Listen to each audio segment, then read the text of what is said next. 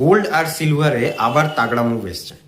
Last video reference অনুযায়ী যদি আমি আলোচনা শুরু করি, তাহলে অক্ষয় তৃতীয়ার পরের দিনকে আমি একটা আপডেট দিয়েছিলাম গোল্ড আর সিলভার নিয়ে, যে একটা বাইং রেঞ্জ কিন্তু তৈরি হয়েছে। যদি সাপোর্ট না ব্রেক করে তাহলে আবার নতুন করে আপসাইড মুভমেন্ট আসতে পারে। তো সিলভারের ক্ষেত্রে আমি সাপোর্ট দিয়েছিলাম 225, যেটা আমি এর আগেও অনেকবার দিয়েছি। তো ওইটাই আমার সাপোর্ট হিসেবে আমি বারবার কাজ করছি। 225 সাপোর্টের হিসেবে সেদিনকে মনে হয় 232 মতো লো করেছিল এবং সেখান থেকে বাউন্স ব্যাক করেছে, এবং এত ভালো বাউন্স ব্যাক করেছে যে আমার যে টার্গেট ছিল 250 সেটাও ক্রস করে, যে হাই ছিল 260, এত তাড়াতাড়ি মুভমেন্ট হয়েছে সেইটাও ক্রস করেছে, এবং সেখান থেকে 263 264 পর্যন্ত আজকে চলছে। এবং এখানে আমি বলতে চাই যে সিলভারের একটা 260-তে যে ব্রেকআউটটা হয়েছে, সেখানে 267 268 অথবা 270 পর্যন্তও কিন্তু চলে যেতে পারে সিলভার, যদি সাপোর্ট রাখে 260-তে।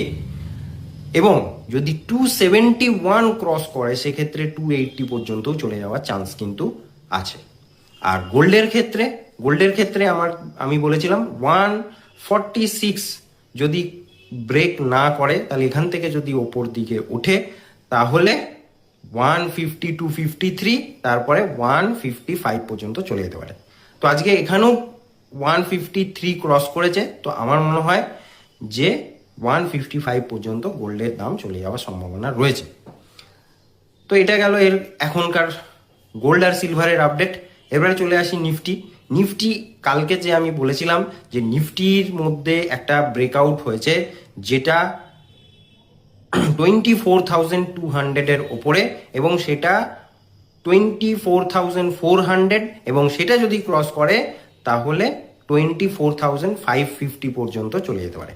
কিন্তু আজকে 24,000 ক্রস করেছিল, কিন্তু হাই করেছে 24,485 নিফটি। তো ভালোই গেছে, ওপর থেকে আবার একটা প্রফিট বুকিংও চলে এসেছে।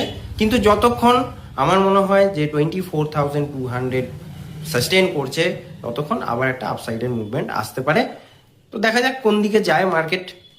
তো আপনাদের কি মনে হচ্ছে অবশ্যই কমেন্ট করে জানাবেন। আর টাইমলি আপডেট যদি এরকম মনে হয় যে দরকার, তাহলে অবশ্যই ফলো করতে ভুলবেন না, আর বন্ধুদের সাথে শেয়ার করতে ভুলবেন না ভিডিওটা। আর ইনভেস্ট করতে গেলে অবশ্যই নিচে দেওয়া নাম্বারে কল করতে ভুলবেন না। টাটা।